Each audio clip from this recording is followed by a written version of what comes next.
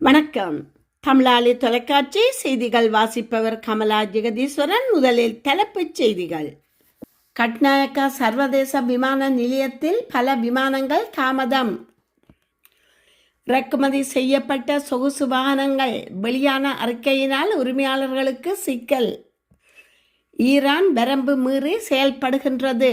கட்டார் கண்டனம். 2025ஆம் ஆண்டுக்கான உயர்தர பரீட்சை பெறுபவர்கள் வெளியாகியன. இஸ்ரேல் லெபனானில் சட்டவிரோத இராணுவ ஆக்கிரமிப்பு. கனடா பிரதமர் கடுங்கண்டனம். கனடா பொருளாதாரத்தில் மிதமான வளர்ச்சி. அமெரிக்கா சீனா ரஷ்யா ஆதரவுக்கு நேரடியாக கவனம். ஈரானுக்கு எதிராக கடும் நடவடிக்கை. கனடாவில் மதுபானங்கள் மீதான வரி அதிகரிப்பு குறித்து வெளியான தகவல். அமெரிக்காவை ஆக்கிரமிக்கும் புதிய வகை கொரோனா வைரஸ். கனடா தபால் நிறுவனத்தின் அதிரடி தீர்மானம். இனி தொடர்கிறது விரிவான செய்திகள். கட்நாயக்காவில் உள்ள பண்டார்நாயக்கா சர்வதேச விமான நிலையத்திற்கு வந்த பல விமானங்கள் தாமதத்துடன் தரையிறங்க தயாராகி வருவதாக தெரிவிக்கப்பட்டுள்ளது. மோசமான வானிலை மற்றும் குறைந்த பார்வை திறன் காரணமாக விமானங்கள் தாமதமாக தரையிறக்க தயார்படுத்தப்பட்டன. ஒரு விமானம் மத்தளவிற்கு திருப்பி விடப்பட்டுள்ளதாக தெரிவிக்கப்பட்டுள்ளது. சட்டவிரோதமாக பதிவு செய்யப்பட்டு அரசாங்கத்துக்கு பல மில்லியன் ரூபாய் வரி வருவாய் இழப்பை ஏற்படுத்திய வாகனங்கள் குறித்து அறிக்கையை ஜப்பான் இலஞ்ச ஊழல் ஆணைக்குழுவிடம் சமர்ப்பித்துள்ளது. இலஞ்ச ஆணைக்குழுவின் கோரிக்கையை தொடர்ந்து ஜப்பானிய போக்குவரத்து அமைச்சு இலங்கை வெளியுறவு அமைச்சு வழியாக வாகனங்கள் குறித்த வரலாறு அறிக்கைகளை சமர்ப்பித்துள்ளது. குறித்த வாகனங்கள் தயாரிக்கப்பட்ட தேதி, அவற்றை ஜப்பானில் பயன்படுத்திய உரிமையாளர்கள் மற்றும் ஜப்பானில் செய்யப்பட்ட பதிவுகள் ரத்து செய்யப்பட்டமை உள்ளிட்ட அறிக்கைகளை நாட்டுக்கு வழங்கியுள்ளது. காலகட்டத்தில் இலங்கை சுங்கத்துறையால் அனுமதி பெறாத 5000க்கு மேற்பட்ட சொகுசு வாகனங்கள் மோட்டார் போக்குவரத்து திணைக்களத்தில் சட்டவிரோதமாக பதிவு செய்யப்பட்டுள்ளன. 2015 முதல் 2019 வரை மட்டும் 178 சொகுசு வாகனங்கள் சட்டவிரோதமாக சுங்கத்துறைக்கு இறக்குமதி செய்யப்பட்டு மோட்டார் போக்குவரத்து திணைக்களத்தின் கணனி அமைப்பில் தவறான தரவுகள் உள்ளிடப்பட்டு பதிவு செய்யப்பட்டுள்ளன. அந்த வாகனங்கள் மூலமாக மட்டுமே அரசாங்கம் சுமார் 100 பில்லியன் ரூபாய் வரி வருவாய் இழப்பை சந்தித்துள்ளது. இவ்விஷயம் தொடர்பாக லஞ்ச ஊழல் ஆணைக்குழு நடத்திய விரிவான விசாரணையின் ஒரு பகுதியாக அந்த வாகனங்கள் குறித்த வரலாறு அறிக்கை ஜப்பானிலிருந்து புறப்பட்டது என லஞ்ச ஊழல் ஆணைக்குழுவின் சிரேஷ்ட விசாரணை அதிகாரி ஒருவர் தெரிவித்திருந்தார். ஈரானிய அரசாங்கம் வரம்பு மீறி செயல்படுவதாக கட்டார் குற்றம் சுமத்தியுள்ளது. அண்டை நாடுகள் மீது ஈரான் தொடர்ந்து நடத்தி வரும் தாக்குதல்கள் அனுமதிக்கப்பட்ட அனைத்து எல்லையையும் தாண்டி விட்டதாக கட்டார் வெளியுறவு அமைச்சு பகிரங்கமாக குற்றம் சாட்டியுள்ளது. அமெரிக்கா மற்றும் இஸ்ரேல் ஆகிய நாடுகளுடன் ஈரான் போர் புரிந்து வரும் நிலையில் இப்போரில் நேரடியாக சம்பந்தப்படாத அண்டை நாடுகள் மீது ஈரான் தாக்குதல் நடத்துவது பிராந்திய பாதுகாப்பிற்கு பெரும் அச்சுறுத்தலாக மாறியுள்ளதாக கட்டார் தெரிவித்துள்ளது. கட்டார் மீது ஈரான் மேற்கொண்டுள்ள தாக்குதல்கள் இரு நாடுகளுக்கும் இடையேயான உறவில் பேரிடர் போன்ற பாதிப்புகளை ஏற்படுத்தியுள்ளதாக வெளியுறவு அமைச்சின் செய்தி தொடர்பாளர் மாஜித் அல் அன்சாரி சுட்டிக்காட்டியுள்ளார். அணு மின் நிலையங்கள் அல்லது எரிசக்தி உள்கட்டமைப்புகள் மீது தாக்குதல் நடத்துவதை தவிர்க்குமாறு அனைத்து தரப்பினரையும் கேட்டுக்கொள்வதாக அல் அன்சாரி தெரிவித்துள்ளார். மேலும் போர் தீவிரமடைந்தால் அது அனைத்து தரப்பினருக்கும் ஈடுகட்ட முடியாத இழப்புகளை தரும் என எச்சரிக்கை விடுத்துள்ளார். இந்த போரை முடிவுக்கு கொண்டுவர பாகிஸ்தான் மேற்கொண்டு வரும் சமாதான முயற்சிகளுக்கு தனது முழு ஆதரவை தெரிவிப்பதாக அவர் குறிப்பிட்டுள்ளார். 2025ஆம் ஆண்டுக்கான உயர்தர பரீட்சை பெறுபவர்கள் வெளியிடப்பட்டுள்ளன. அதன்படி தேர்வு முடிவுகளை பின்வரும் இணையதளங்களில் பெற்றுக்கொள்ளலாம் என அறிவுறுத்தப்பட்டுள்ளது. www.doenets.lk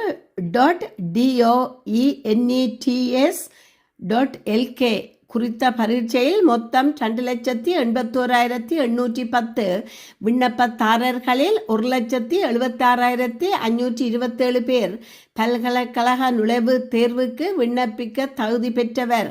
அதே நேரம் 111 விண்ணப்பதாரர்களின் தேர்வு முடிவுகள் நிறுத்தி வைக்கப்பட்டுள்ளதாக தெரிவிக்கப்படுகின்றது. மேலும் தேர்வு முடிவுகளை மறு மதிப்பீடு செய்வதற்கான விண்ணப்பங்களை ஏப்ரல் 6 முதல் ஏப்ரல் 22 வரை இணைய வழியில் சமர்ப்பிக்கலாம். கனடிய பிரதமர் மார்கானி தெற்கு லெபனான் மீது இஸ்ரேல் மேற்கொண்ட இராணுவ ஆக்கிரமிப்பு முற்றிலும் சட்டவிரோதமானது என தனது கண்டனத்தை பதிவு செய்தார். கியூபெக் நடைபெற்ற செய்தியாளர் சந்திப்பில் அவர் லெபனான் அரசு ஏற்கனவே ஹிஸ்புல்லா அமைப்பை தடை செய்திருந்தவை சுட்டிக்காட்டி அந்த பயங்கரவாத அமைப்பின் செயல்பாடுகள் மற்றும் இஸ்ரேலுக்கு அவர் விடுக்கும் அச்சுறுத்தல்களுக்கு எதிராக லெபனான் அரசு தகுந்த நடவடிக்கைகளை எடுத்துள்ளது அல்லது முயற்சியில் ஈடுபட்டுள்ளது. ஆனால் இவை இந்த ஆக்கிரமிப்புக்கு போதுமான அல்லது நியாயமான காரணங்களாக முன்வைக்கப்பட முடியாது என்று குறிப்பிட்டார். கார்னி இஸ்ரேலின் இராணுவ நகர்வு லெபனான் நாட்டின் பிராந்திய இறையாண்மையை நேரடியாக மீறும் செயலாகும் என்றும் ஒரு சுதந்திர நாட்டின் எல்லைக்குள் அத்துமீறி நுழைவதை எந்த விதத்திலும் ஏற்றுக்கொள்ள முடியாது என்றும் வலியுறுத்தினார். தனது நாட்டின் பார்வையில் சர்வதேச விதிகளுக்கு முரணாக இந்த செயலை கனடிய வன்மையாக கண்டிப்பதாகவும் அவர் செய்தியாளர்களிடம் தெரிவித்தார். ஜனவரி மாதத்தில் கனடாவின் பொருளாதாரம் எதிர்பார்த்ததை விட சற்று மேம்பட்ட வளர்ச்சியை கண்டுள்ளதாக கனடா புள்ளிவிவர திணைக்களம் செவ்வாய்க்கிழமை தெரிவித்துள்ளது. உற்பத்தி துறையில் மந்தநிலை ஏற்பட்ட போதிலும் பொருட்கள் உற்பத்தி துறைகளின் பங்களிப்பால் இந்த வளர்ச்சி சாத்தியமானது என தெரிவிக்கப்படுகின்றது. ஜனவரி மாதத்தில் மொத்த உள்நாட்டு உற்பத்தி 0.1% உயர்ந்துள்ளது. இது டிசம்பரில் பதிவான 0.2% வளர்ச்சியை தொடர்ந்து வந்துள்ளது. டிசம்பரில் ஏற்பட்ட சரிவை ஈடுகட்டும் வகையில் சுரங்கம் மற்றும் எண்ணெய் எரிவாயு பிரிவுகள் 1.2% வளர்ச்சியை பதிவு செய்துள்ளன. தொடர்ந்து 3வது மாதமாக கட்டுமானத்துறை 1.1% வளர்ச்சியடைந்துள்ளது. நியூஃபவுண்ட்லாந்து மற்றும் லாப்ராடோர் மற்றும் சஸ்கச்சுவான் ஆகிய மாகாணங்களில் கச்சா எண்ணெய் உற்பத்தி அதிகரித்தால் இந்த துறையில் முன்னேற்றம் ஏற்படும். எரிவாயு இயற்கை உற்பத்தியும் கணிசமான விரிவடைந்துள்ளது. ஜனவரியில் உற்பத்தி துறை வீழ்ச்சியடைந்துள்ளது. குறிப்பாக நீடித்த நுகர்வு பொருட்கள் பிரிவில் பலவீனம் காணப்பட்டது. வாகன உற்பத்தி மற்றும் ஏற்றுமதி குறைந்ததால் மொத்த விற்பனை வணிகம் பாதிக்கப்பட்டது. மோசமான வானிலை காரணமாக போக்குவரத்து மற்றும் சேமிப்பு துறைகள் பின்னடைவை சந்தித்தன. பிப்ரவரி மாதத்தில் கனடா 84,000 வேலைகளை இழந்தது. இதனால் வேலையின்மை விகிதம் 6.7% உயர்ந்துள்ளது. அமெரிக்க பாதுகாப்பு செயலாளர் பீட் ஹெக்ஸெத் ஈரானுக்கு ஆதரவளிக்க சீனா மற்றும் ரஷ்யா எடுக்கும் முயற்சிகளை அமெரிக்கா மிக உன்னிப்பாக கவனித்து வருவதாக தெரிவித்தார். தேவையான இடங்களில் அந்த தலையீடுகளை நேரடியாக எதிராக செயல்படுவோம் என்று அவர் உறுதிப்படுத்தினார். ஐரோப்பிய நாடுகளிடையிலும் மத்திய கிழக்கு மோதல் அடுத்த சில நாட்களில் மிகவும் தீர்மானமிக்கதாக இருக்கும் என ஹெக்ஸெத் கூறினார். குறிப்பாக ஈரான் ஆயுத படைகளில் இருந்து வீரர்கள் பெருமளவில் வெளியேறும் போக்கு காணப்படுவதாகவும் இராணுவத்தில் சிரேஷ்ட தலைவர்களிடையே கடும் விரக்தியையும் உருவாக்கி உள்ளதாகவும் அவர் தெரிவித்தார். ஹெக்ஸெத் ரஷ்யா மற்றும் சீனா ஈரானுக்கு எவ்வாறு உதவுகின்றது என்பதை அமெரிக்கா அறிந்துள்ளதை குறிப்பிட்டுள்ளார். அதே சமயம் அனைத்தையும் பொதுவாக வெளியிட தேவையில்லை என்றாலும் தேவையான நேரங்களில் எதிர் நடவடிக்கைகள் எடுக்கப்படும் என்று அவர் கூறினார். கடந்த மாதங்களில் அமெரிக்கா பெற்ற புலனாய்வு தகவல்கள் போருக்கான நிலைகளை தீர்மானிக்க உதவியுள்ளன.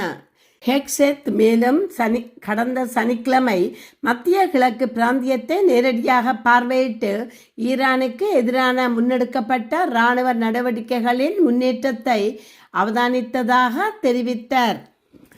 கனடாவில் மதுபானங்கள், மதுபான ஆலைகள், வைன் மற்றும் டில்லரிகள் மீதான வருடாந்த வரி உயர்வை கட்டுப்படுத்தும் திட்டத்தை மத்திய அரசு மேலும் 2 ஆண்டுகளுக்கு நீடித்துள்ளது. இந்த அறிவிப்பின் மூலம் மதுபான உற்பத்தியாளர்களுக்கு ஏற்படும் கூடுதல் வரி செலவினங்கள் குறைக்கப்படும் என எதிர்பார்க்கப்படுகிறது.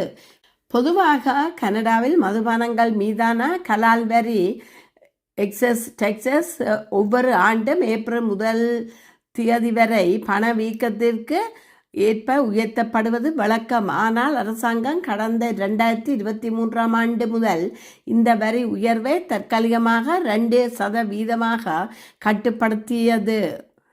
இந்த வரி உயர்வின் கட்டுப்பாட்டு நடப்பு ஆண்டுக்கு முடிவை இருந்த நிலையில் தற்போது இதனை 2018ஆம் ஆண்டு வரை நீடிக்க மத்திய அரசு முடிவு செய்துள்ளதாக தகவல்கள் தெரிவிக்கின்றன. மேலும் கனடாவில் உள்ள சிறிய வகை மதுபான உற்பத்தியாளர்களுக்கு ஆதரவளிக்கும் வகையில் முதல் 15,000 ஹெக்டோலீட்டர் பீர் உற்பத்திக்கு விதிக்கப்படும் கலால் வரியில் பாதியை தள்ளுபடி செய்யும் ஒப்பந்தமும் மேலும் 2 ஆண்டுகளுக்கு நீடிக்கப்பட்டுள்ளது. உலகளாவிய வர்த்தகம் மற்றும் விநியோக சங்கிலி தடங்கல்களுக்கு மத்தியில் உள்ளூர் உற்பத்தியாளர்களுக்கு ஒரு ஸ்திரத்தன்மையை வழங்குவதே இந்த முடிவின் நோக்கம் என அரசு அதிகாரிகள் தெரிவிக்கின்றனர்.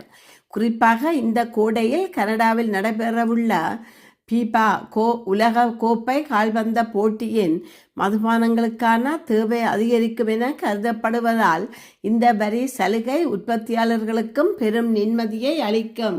அதே நேரம் மதுபானங்கள் மீதான உயர் வரியை முழுமையாக ரத்து செய்ய வேண்டும் என்று கன்சர்வேட்டிவ் கட்சி மற்றும் கனடிய வரி செலுத்துவோர் கூட்டமைப்பு ஆகியவை தொடர்ந்து வலியுறுத்தி வருவதாக குறிப்பிடத்தக்கது.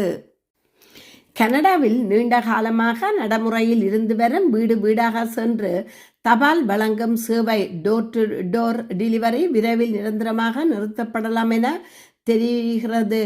மத்திய அரசு கடந்த இலையுதிர் காலத்தில் வழங்கிய அறிவுறுத்தலின்படி கனடா தபால் நிறுவனம் தனது வணிக மாதிரியில் பாரிய மாற்றங்களை செய்ய தொடங்கியுள்ள நிலையில் இத்தகவல் வெளியாகி உள்ளது. வரி செலுத்துவோர் மீது மேலதிக சுமை விழாமல் மாறிவரும் கனடியர்களின் தேவைகளை பூர்த்தி செய்யும் வகையில் இந்த மறுசீரமைப்பு திட்டம் முன்னெடுக்கப்படுவதாக கனடா தபால் நிறுவனம் திங்களன்று மின்னஞ்சல் மூலம் வெளியிட்ட அறிக்கையில் தெரிவித்துள்ளது. கனடா தபால் நிறுவனம் கடந்த 2018ஆம் ஆண்டு முதல் பல பில்லியன் டாலர்கள் நஷ்டத்தை சந்தித்து வருவதாகவும் அது தற்போது ஒரு இருப்பு சிக்கலை எதிர்கொண்டுள்ளதாகவும் அரசு மாற்றங்கள் மற்றும் பொது பணித்துறை அமைச்சர் ஜோயல் லைபவுண்ட் கடந்த செப்டம்பரில் எச்சரித்திருந்தார். நிறுவனம் தற்போது பொல்வா தகுதியற்ற நிலையில் இருப்பதாகவும் அதன் இருப்பை உறுதிப்படுத்த தபால் விநியோக தரநிலைகளில் மாற்றங்களை கொண்டு வருவது அவசியம் என்றும் அவர் குறிப்பிட்டிருந்தார். இதில் ஒரு பகுதியாகவே தற்போது எஞ்சியுள்ள பகுதிகளில் வழங்கப்படும் வீடு வீடாக தபால் விநியோக சேவையை நிறுத்திவிட்டு அதற்கு பதிலாக பொதுவாக சமூக தபால் பெட்டிகள் கம்யூனிட்டி மெயில்பாக்ஸ் மூலம் விநியோகம் செய்யும் முறைக்கு மாற்ற திட்டமிடப்பட்டுள்ளது. இருப்பினும் அரசின் இந்த முடிவுக்கு தபால் ஊழியர் சங்கம் கடும் எதிர்ப்பை தெரிவித்துள்ளது. இந்த மாற்றங்கள் ஊழியர்களின் வேலைவாய்ப்பை பாதிப்பதோடு தபால் சேவையை அதிகம் நம்பியிருக்கும் கிராமப்புற மக்களை பெரிதும் பாதிக்கும் என்று சங்கம் குற்றம் சாட்டியுள்ளது. குறிப்பாக தற்போது ஒரு புதிய ஒப்பந்தம் தொடர்பான பேச்சுவார்த்தைகள் மற்றும் வாக்கெடுப்புகள் நடந்து வரும் சூழலில் இத்தகைய அறிவிப்பை வெளியிடுவது பேச்சுவார்த்தை செயல்முறையை திசை திருப்பும் முயற்சி என்றும் அவர்கள் விமர்சித்துள்ளனர். மேலும் இந்த திட்டம் தொடர்பான விரிவான விவரங்களை அரசு இன்னும் பகிரங்கப்படுத்தவில்லை என்றும் சங்கம் சுட்டிக்காட்டியுள்ளது. மறுபுறம் கனடா தபால் நிலையம் ஒரு முக்கியமான திருப்பு முனையை எட்டியுள்ளதாக அந்நிறுவனம் தெரிவித்துள்ளது. 2009ஆம் ஆண்டு நிறுவப்பட்ட கனடிய தபால் சேவை சாசனத்தில் திருத்தங்களை மேற்கொள்வது குறித்து மத்திய அரசுடன் பேச்சுவார்த்தை நடத்தி வருவதாகவும் நிறுவனம் குறிப்பிட்டுள்ளது.